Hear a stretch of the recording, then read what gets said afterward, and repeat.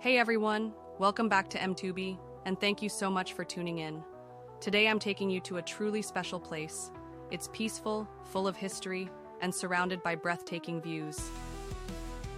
We're heading to Gatabaru Rajamaha Viharaya, one of the most spiritual and scenic hilltop temples in the southern province of Sri Lanka. If you love quiet getaways, ancient places, and meaningful travel experiences, then you're absolutely in the right place.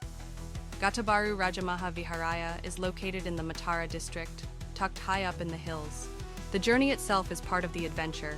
As you drive up the winding roads, you're surrounded by lush greenery, mist-covered trees, and the distant sounds of nature. It already feels like you're leaving the noise of the world behind. There's also a sacred bo tree believed to be grown from a sapling of the Jaya Sri Mahabodhi, and a cave shrine that adds to its mystique. What makes Gatabaru so special is the stillness. The cool breeze, gentle chants, and smell of incense all blend together to give you that perfect moment of mindfulness. So why should you visit Gatabaru Rajamaha Viharaya? Not just for religious reasons, but for the experience, the silence, and the scenery.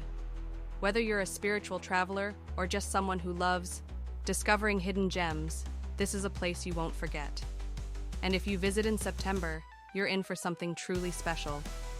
The annual Esala Perahera of Gatabaru Mahadevale is held during this time, glowing Thoranas, and lots of local shops and food stalls lining the streets. The whole area comes alive with light, music, and celebration. It's a perfect blend of culture, devotion, and joy.